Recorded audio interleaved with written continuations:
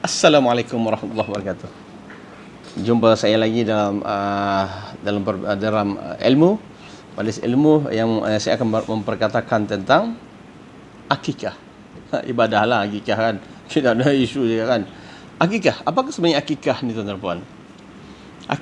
Akikah ialah menyembelih binatang ternakan al-an'am sempurna kelahiran bayi sebagai tanda kesyukuran kepada Allah Subhanahu wa taala. Ingat, ketika Rasulullah SAW lahir, berapa ekor unta yang telah disembelih oleh dia punya pakcik Abu Jahal ke Abu Lahab. Itu menunjukkan ibadah dia sebenarnya bergembiranya apabila lahirnya Nabi Muhammad sallallahu alaihi wasallam. Hebat kan? Dan teruskan oleh Islam. Dan begitulah, sebab Nabi Muhammad ini adalah anak yatim. Abang dia ni Abdullah, bapa Rasulullah SAW. Jadi dia punya abang dia punya adik lah. Dia bila Rasulullah lahir, maka ada Abu Lahab ke Abu Jahal. Begitulah. Dia telah melakukan satu sembelihlah bersyukur dengan kelahiran Nabi Muhammad SAW. Dan akikah ini boleh dibolehkan dalam Islam. Dan dalil pensyariatan akikah adalah dalam hadis Rasulullah SAW yang bermaksud daripada Samrah bin Jundub meriwayatkan bahawa Rasulullah SAW telah bersabda yang bermaksud setiap anak menjadi gedayan sehingga disembelih akikahnya pada hari ketujuh kelahiran, dicukur rambut dan diberi nama. Begitu kan Rasulullah beritahu. Kan setiap anak itu menjadi gedayan lah sampailah dia disembelih dia punya akikah. Dan pada hari ketujuh dan kelahirannya dicukur rambut kasih botak lah. Macam saya, botak lah ni. Dan diberi nama, mesti kerana ada nama. Dalam Islam kita masih beri nama kepada anak kita lah. Okay. Hukum adalah sunat muakkad sahaja, dia bukan tahap wajib, muakkad saja, dituntut lah. Kalau orang miskin kan, mana dia dapatkan? Jadi dia punya cara sembilan lah. Macam yang saya telah terangkan sebelum ini. Anda boleh tengok video sebelum ini, sembelihan. Kemudian bilakah waktu untuk akikahnya? Afdal ialah pada hari ke-7 kelahiran bayi. Lahirnya kira 1 2 3 4 5 6 7. 7, okey. Sembelihlah akikah. Kan gunting rambut, baby lagi lah. Kemudian bagi nama dia. Kemudian harus bila-bila masa boleh melakukan akikah untuk diri sendiri, tidak masalah. Oh, sini untuk akikah saya ni. Oi, kita makan kambing ramai-ramai. Kan? Kari kambing. Oi, sedap. Okey. Tuan-tuan dan puan yang adik-adik sekalian, yang dirahmati sekalian, syarat sah akikah adalah seperti satu yang berniat akikah ketika menyembelih. Ini adalah saja aku menyembelih kambing ini dengan akikah kepada diri sendiri lillahi taala. Bismillahirrahmanirrahim. Allahu akbar. Allahumma shalli ala Muhammad. Sembelih gunakan pisau ataupun parang yang tajam. Bukan yang tumpul lah.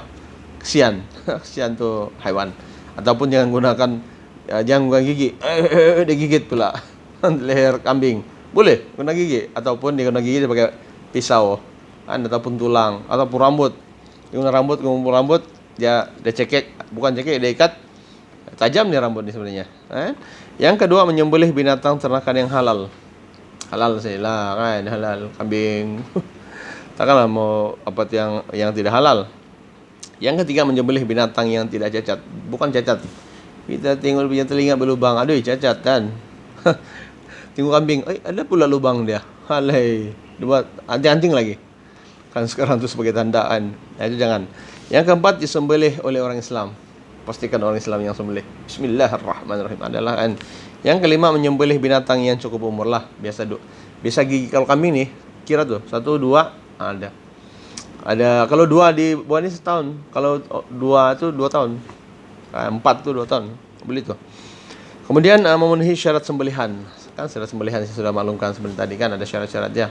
1, penyembelih. Yang kedua, yang disembelih itu hewan halal lah. Yang ketiga adalah alat sembelih itu mesti kena tajam. Jadi adik-adik sekalian, daging sembelihan akikah. Untuk apa ni?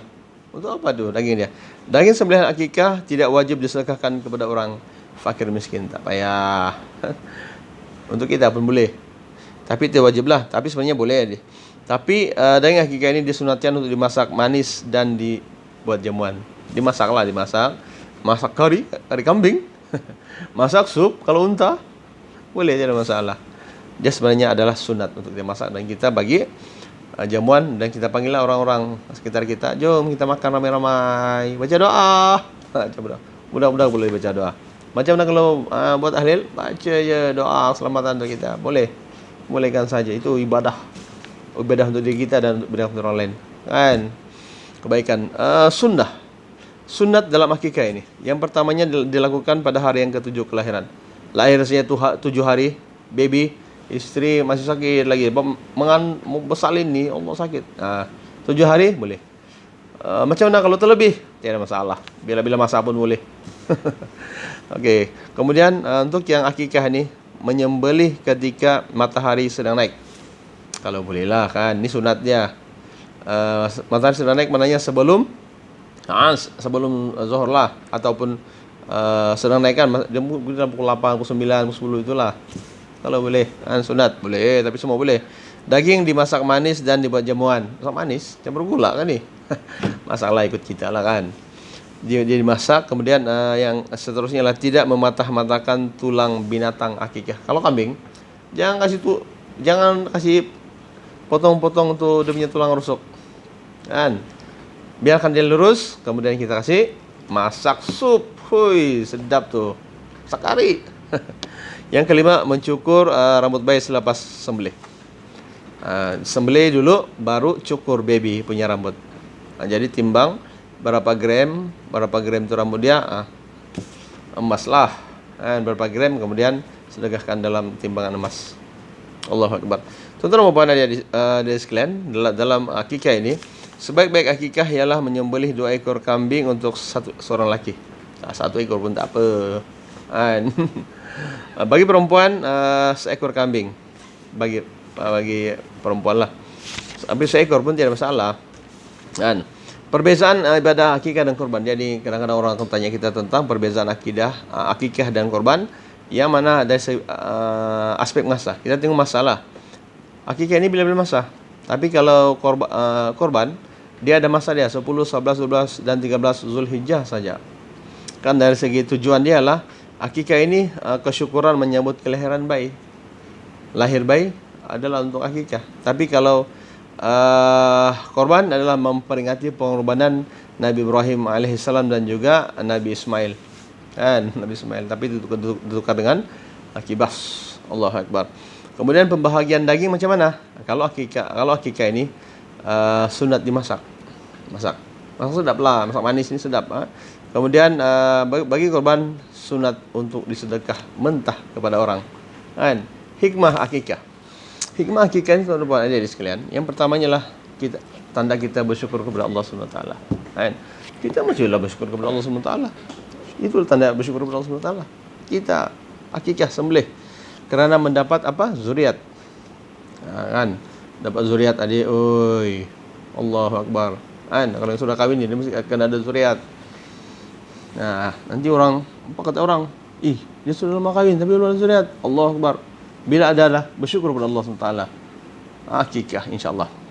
Yang kedua, mengekalkan silaturahim, mengeratkan silaturahim orang datang, kan. Mengeratkan silaturahim. Yang ketiga adalah menggalakkan amalan sedekah bagi ibu bapa yang mendapat zuriat. Kita sedekah, kan. Bagi sedekah kepada budak-budak yang datang di rumah kita, kan. Lepas tu orang akan datang dan kita biasanya orang akan bagi sedekah. Yang keempat ialah mendekatkan bayi yang berlahir dengan penghayatan Islam. Islam. Sallallahu ala Muhammad. Bibi dengar selawat. Allahu Akbar. Siapa Allah punya surah selawat ini, kan. Kemudian yang kelima adalah menghebatkan kepada anggota masyarakat tentang anugerah Allah Subhanahu Wa Taala. Allah yang memberikan anugerah kepada kita. Okey, jadi itu adalah tentang akikah. Dan stay tune. Terima kasih kerana sudi mendengar. Jangan lupa tekan itu. InsyaAllah itu kita. Jadi serius saja. Wabillahi taufiq wal hidayah. Assalamualaikum warahmatullahi wabarakatuh. Sentiasa senyum.